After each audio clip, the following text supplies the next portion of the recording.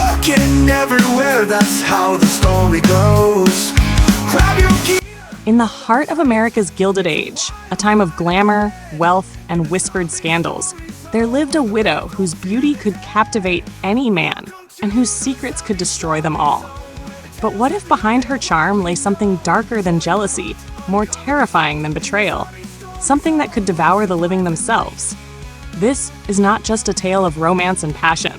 It is a descent into the unknown, a story where candlelit dances hide blood-stained truths, where love blossoms even as the dead claw their way back into the world of the living. Meet Clara Whitmore, young, elegant, and tragically widowed. She is adored, envied, and pursued by powerful men and dazzling women alike. But as her suitors draw near, they discover that beauty can be dangerous, and that Clara's secret is the spark to a horror no one is prepared to face. Over 10 chapters, you will witness love at its most intoxicating and horror at its most merciless. Glamorous balls, stolen kisses, blood-soaked betrayals, and the rise of a terror that threatens to consume them all. Stay with us until the very end.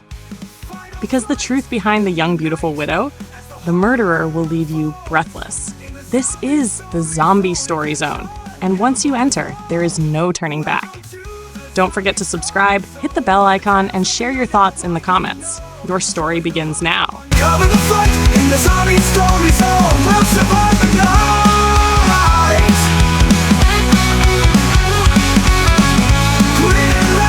The chandeliers of the Whitmore mansion blazed with light, scattering diamonds across marble floors and gilded mirrors.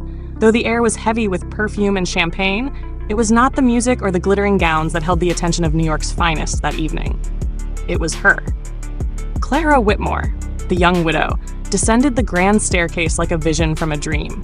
Draped in ivory silk edged with onyx lace, she seemed carved from moonlight itself, her every step slow, deliberate, mesmerizing. At just 24, she was the most beautiful woman in the room. And the most dangerous. Eyes followed her with fascination and suspicion. Whispers clung to her like perfume. She's too composed for a grieving wife. Did she kill Edward Whitmore for his fortune? Yet none dared say it aloud in her presence. At the foot of the staircase stood Jonathan Hale, a dashing businessman whose sharp eyes softened when they found hers. He bowed slightly, offering his hand. "Mrs. Whitmore," he said, his voice low, steady. "You grace the night as though sorrow has never touched you." Her lips curved in a faint smile. "And would it comfort society more if I wept endlessly?" she asked, her tone silk over steel. Their hands lingered together longer than politeness required, a silent spark passing between them. Across the room, Detective Samuel Carter watched, his jaw set tight. He was not fooled by silk and diamonds. He studied Clara with the scrutiny of a hunter trailing prey. The evening glittered on. Champagne flowed, waltzes spun, and Clara played her role to perfection.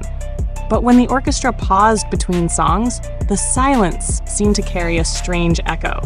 Clara turned her head sharply, her heart quickening. For the briefest moment, she thought she heard a sound that had haunted her since Edward's passing, the faint scrape of nails on wood. Her smile never faltered. She raised her glass and joined the laughter of her guests.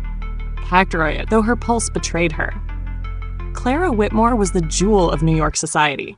Beautiful, enigmatic, desired, feared, and somewhere in the shadows of the grand ballroom, her past was already stirring to life. The ballroom of the Rosemont estate glittered like a palace of light. Crystal chandeliers spilled brilliance across the polished parquet floors, where couples waltzed to the swell of violins. Gilded mirrors reflected silks, jewels, and the restless eyes of New York's society. Tonight was no ordinary gathering. It was the first ball Clara Whitmore had attended since her husband's death, and all of Manhattan had come to see her. Clara entered on Jonathan Hale's arm, her gown of silver satin shimmering like starlight. Every conversation faltered as she passed, and whispers fluttered in her wake. Across the room, Isabella Rosamont, the hostess herself, swept forward in crimson velvet, her auburn curls framing a smile too sharp to be innocent. "Dearest Clara," she purred, kissing the air beside her cheek. "How radiant you look. Morning becomes you, in a way it never could for the rest of us." By Isabella's side lingered Evelyn Hargrave, cool and elegant in pale lavender, her sharp eyes assessing the room with scholarly detachment. She leaned close, her voice hushed. They're watching you, Clara. Every move, every smile. It's not admiration. It's suspicion. Before Clara could answer, a burst of laughter announced the arrival of Charlotte Dupont, a French beauty draped in sapphire silk, her charm as dangerous as it was dazzling. "Ma chère," Charlotte exclaimed, clutching Clara's hand. "How cruel to hide yourself so long. The city has starved for your presence." The women closed around her in a glittering circle of silk and jewels, their smiles polished, their eyes calculating. Each friend or rival watched her with their own hidden motives. As the orchestra swelled again, Jonathan led Clara to the floor. Their steps matched perfectly, their movements a harmony of elegance and restraint. Yet when she looked into his eyes, she saw something deeper, a tenderness, a curiosity, perhaps even desire. The moment was electric, but just as the music reached its height, Clara froze. Across the ballroom's mirrored wall, in the reflection of countless dancers, she thought she saw a figure standing utterly still. Pale, rigid, eyes like dead glass. A man dressed in the black suit Edward had been buried in. Her grip tightened on Jonathan's hand. She blinked, and the figure was gone. The violins soared, skirts swirled, laughter filled the air. Yet Clara's heart thudded in her chest. For among the glitter and champagne, death itself had come to dance. The Rosemont ball stretched deep into the night, the air heavy with perfume, champagne, and secrets. After her dance with Jonathan, Clara withdrew to the edge of the room, her cheeks glowing, her pulse quickened by the warmth of his hand still lingering in hers. For the first time in weeks, she felt alive. But not all eyes upon her were tender. At a corner table, Isabella Rosemont watched with a smile that did not reach her eyes. Leaning close to Evelyn Hargrave, she whispered, "He looks at her as if she were an angel, yet angels rarely inherit fortunes the size of Edward Whitmore's." Evelyn, thoughtful as ever, merely sipped her wine, though her gaze flicked toward Clara with something colder than curiosity. Meanwhile, Charlotte Dupont drifted toward Jonathan, her laughter like silver bells. "Monsieur Hale, you dance divinely. Perhaps you might save a waltz for me next?" Her words were light, but her glance at Clara was bold, taunting. Clara responded with a practiced smile, though beneath her calm exterior, jealousy pricked. As the orchestra played on, Detective Samuel Carter arrived, uninvited but unchallenged. His presence unsettled the room. The cut of his coat was sharp, his boots unpolished, his eyes hard as steel. He stood near the archway, speaking little, but always watching. When Clara felt his gaze burn against her, she turned. His expression was unreadable, yet his lips curved faintly, as if he knew something the others did not. Later, needing air, Clara stepped out onto the balcony. The city below glittered in gaslight, the hum of carriages drifting upward. Jonathan followed her, his voice soft. "Clara, there is more to you than society dares to understand, and I intend to know it." Her breath caught. His closeness stirred a longing she could no longer deny.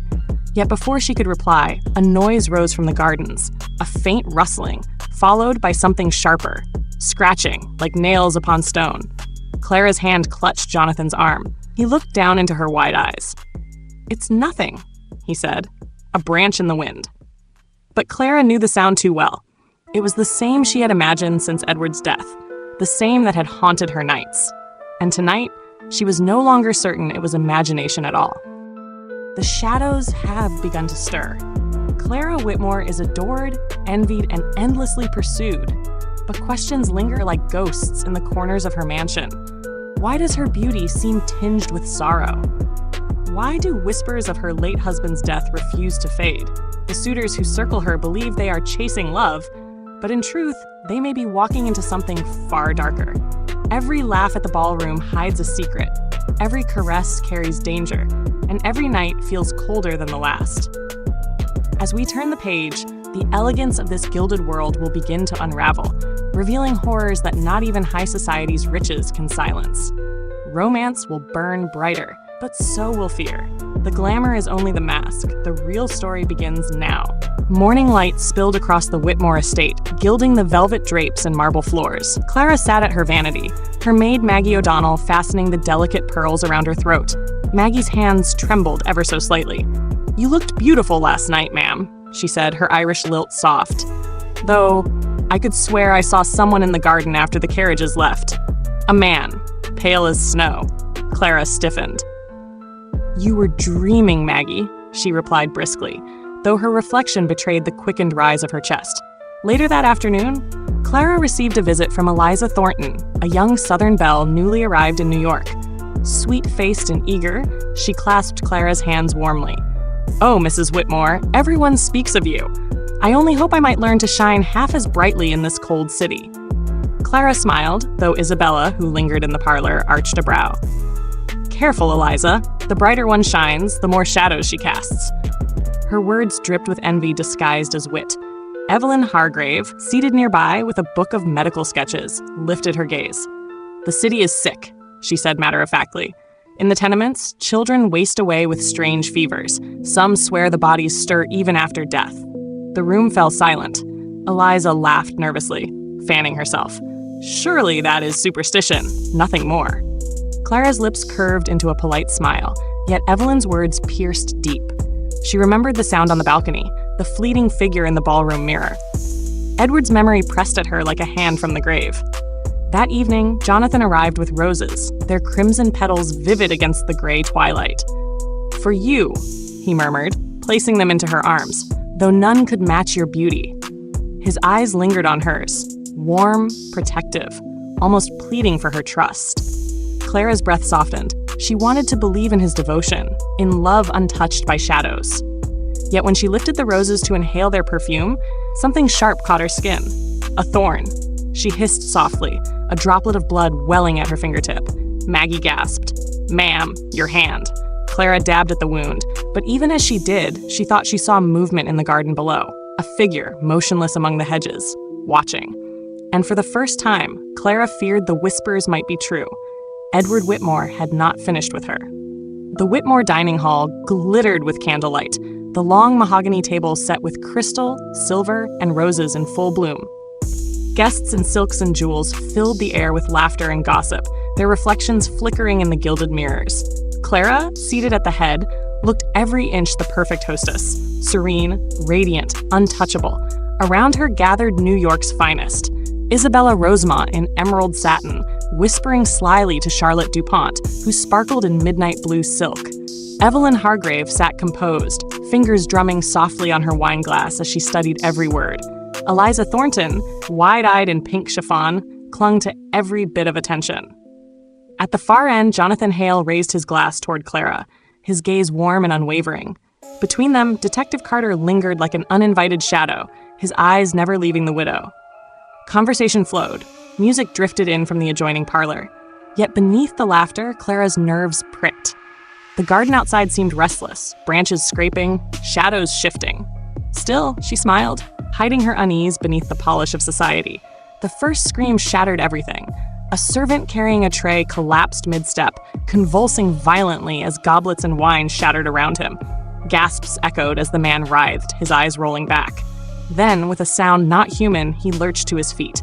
His skin was gray, his jaw slack, a guttural moan rattling from deep within. "Elijah?" Maggie the maid cried, rushing forward, only to be seized by the creature's claws. He sank his teeth into her arm with a sickening crunch. Chaos erupted. Guests shrieked, chairs overturned, wine spilled like blood across the tablecloth. Charlotte fainted into Isabella's arms, while Evelyn, grim and pale, whispered, "Dear God, it's true." Jonathan leapt to Clara's side, pulling her close as the creature staggered toward them, blood staining its mouth. He seized a silver candlestick and struck hard, the blow collapsing its skull with a crack that silenced the room. For a heartbeat, there was only the sound of Clara's ragged breath and the roses trembling in their vases. Then, from outside the tall windows, more sounds came, low, guttural, inhuman, the scrape of fingernails against glass, the groan of the dead. Clara's hand clutched Jonathan's arm. The glamour of the evening had shattered, leaving only horror in its place. And deep inside, Clara felt a terrible certainty. This was only the beginning. The Whitmore estate was no longer a house of light, but a fortress of whispers. The grand dining hall stood abandoned, the bloodstains hastily scrubbed, yet no amount of polish could erase the memory of that night. The servants' dead eyes, the screams, the roses scattered like spilled blood. Clara paced her chamber in a gown of midnight silk, her reflection pale in the mirror. Jonathan Hale stood near the window, his shoulders tense, watching the city gaslights flicker beyond. "Clara," he said softly, "you must leave New York. Whatever this plague is, it's tied to you. I can't explain it, but I feel it." Her hand froze on her pearls. "And if you believe it is tied to me, Jonathan, do you fear me too?" His silence spoke volumes, though his eyes betrayed a different truth. He loved her, even if he feared what she might be. Downstairs, Detective Carter prowled the halls with grim purpose. He questioned Maggie, her arm bound in linen where the servant's teeth had torn.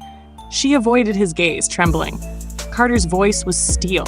"He rose from the dead in this house, and I will find out why."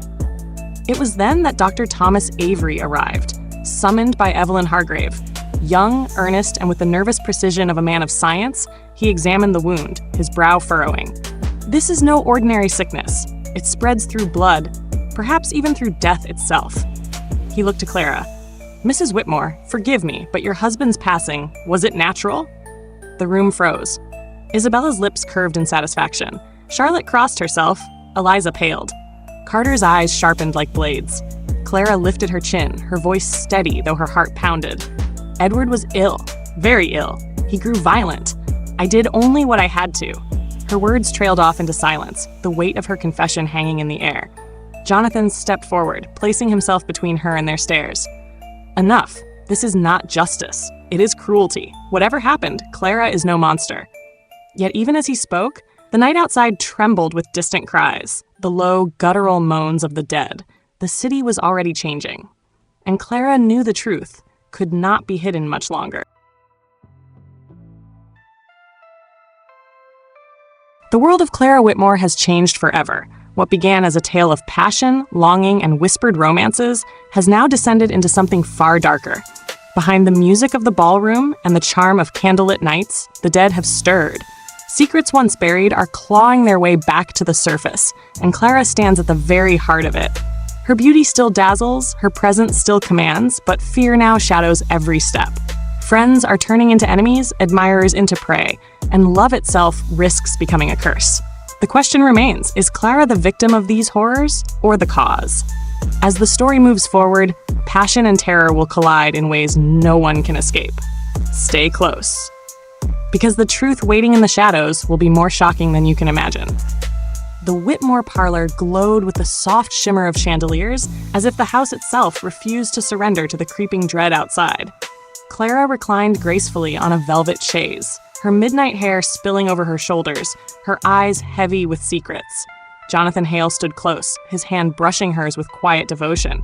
His presence was an anchor in the chaos, a reminder of passion, of life. But his nearness did not go unnoticed. Isabella Rosamont, glittering in scarlet satin, leaned against the piano with a smile that cut like a knife. "Our poor Clara," she purred, her voice honeyed venom. "So fragile, yet so fortunate to always have a gentleman at her side." Her gaze slid toward Jonathan, lingering far too long. Charlotte DuPont laughed lightly, though the envy in her eyes betrayed her. "A widow's charm is a dangerous thing. Men cannot resist it, nor perhaps can she resist using it." Clara's lips curved into a smile, but her heart beat faster.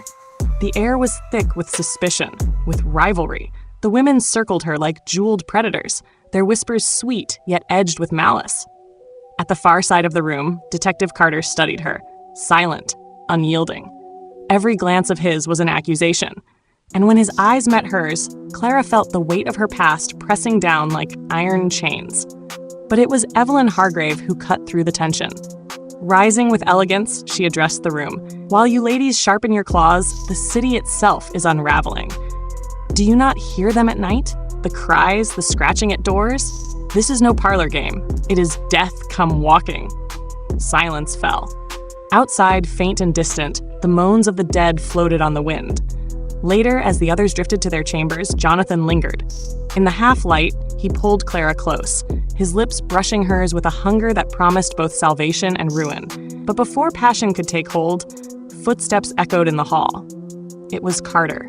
He stood at the doorway, his expression unreadable. "You can kiss 100 men, Clara," he said coldly, "but it won't hide the truth.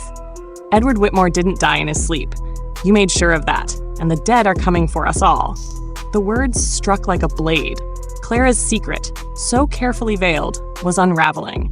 and in the shadows of the house, betrayal already stirred. The city of New York had always thrived on noise. Carriages rattling down cobblestone streets, laughter spilling from theaters, the bustle of markets alive with promise.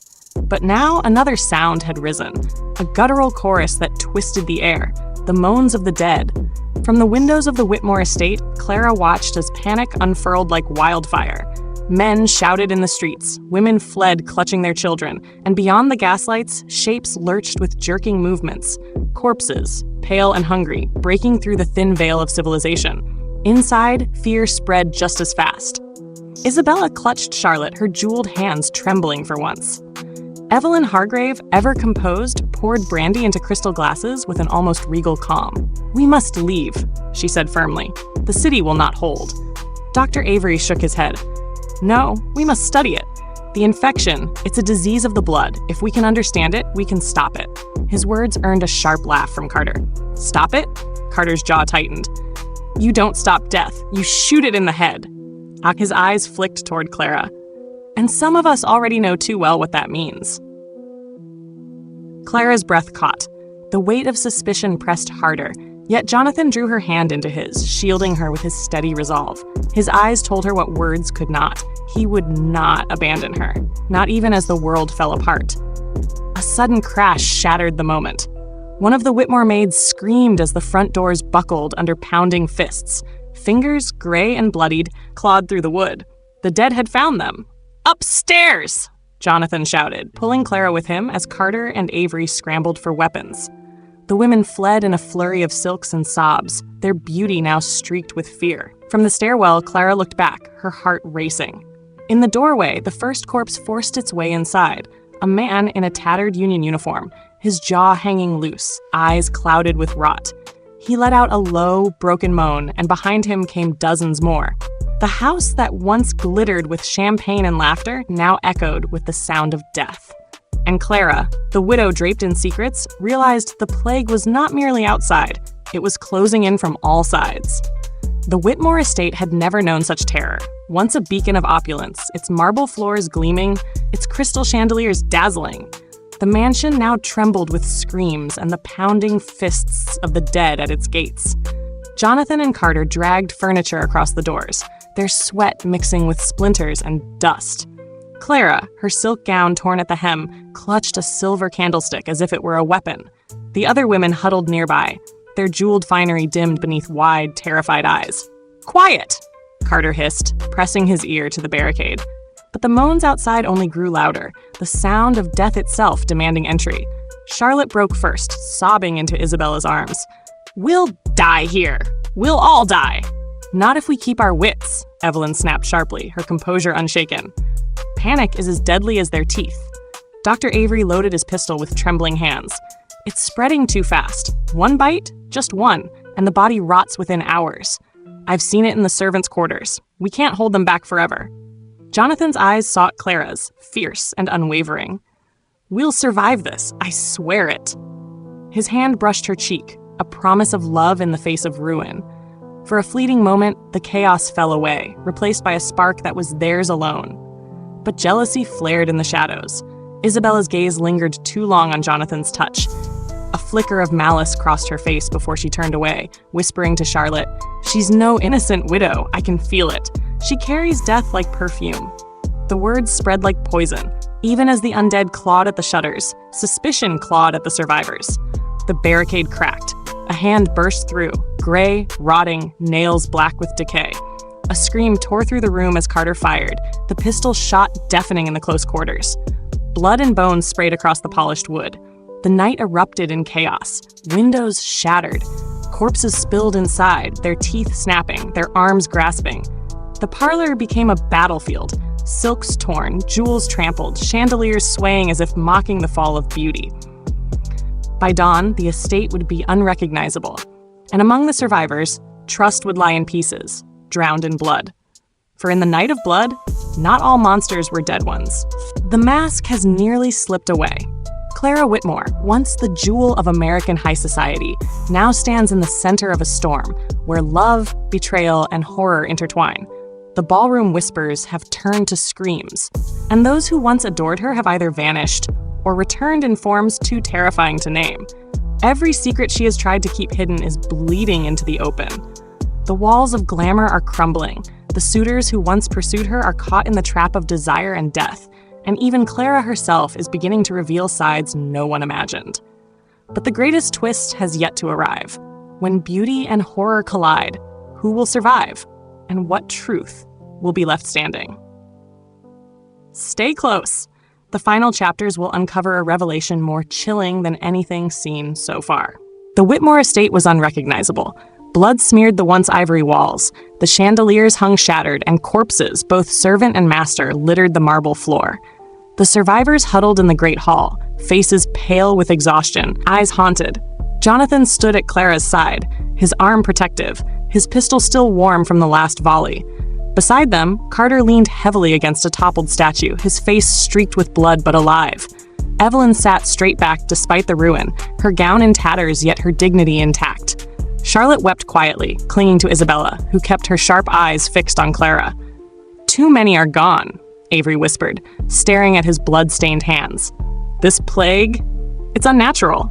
"Unnatural," Isabella echoed, her voice cold as steel, and it came with her. All eyes turned to Clara. Her heart thundered. She felt Jonathan's grip tighten, urging silence, but she knew the moment had come. Secrets could no longer be buried. "I didn't summon this," Clara said, her voice breaking yet firm, "but I cannot deny the truth." She raised her sleeve. The candlelight revealed a scar, a jagged bite mark, long since healed. Gasps filled the hall. "I was bitten months ago," she confessed, tears streaking her face. "The night my husband died. He turned first. I killed him. And yet I lived. I don't know why. I should have become like them, but I didn't. I carry the infection, but it does not consume me." The room reeled in silence. "You're the key," Avery breathed, awe lighting his features. "You're the cure." "No," Carter growled, leveling his revolver. "She's the disease." Jonathan stepped in front of Clara, his pistol raised against Carter. "Touch her, and I'll kill you." Evelyn's voice cut through the tension. "Then decide quickly. Dawn rises, and with it, more of them. Do we stand together, or tear each other apart?" Outside, the moans of the undead swelled like a dreadful hymn. Inside, human hearts waged a war fiercer than any teeth or claws. Clara lifted her chin, her tears hardening into resolve. "I didn't choose this fate, but I'll use it. If I'm death's bride, then let me be its executioner." In that moment, both beautiful and terrible, the widow was no longer merely a survivor. She was the weapon the world had been waiting for. Though whether salvation or damnation, none yet knew. And as the first rays of dawn pierced the ruined windows, the question remained, would love save Clara, or would love be the last thing consumed by the plague?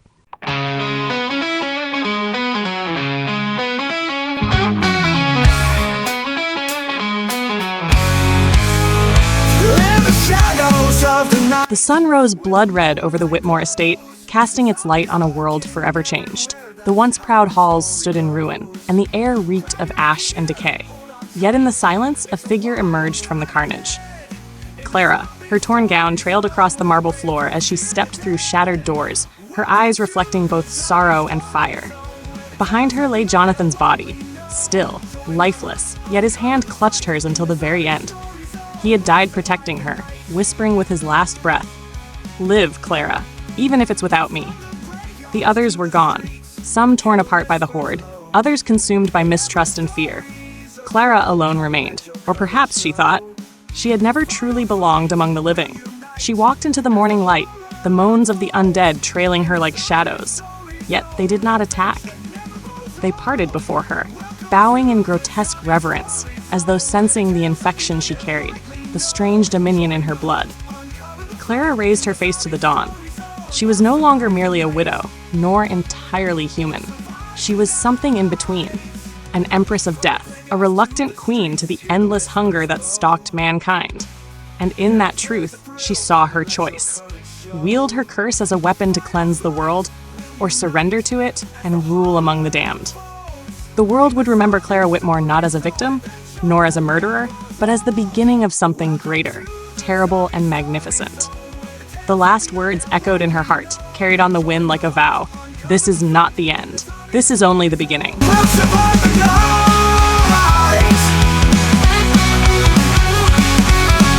Clear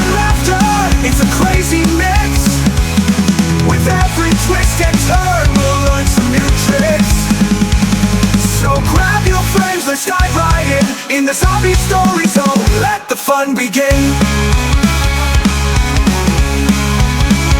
Grin and laughter, it's a crazy mix.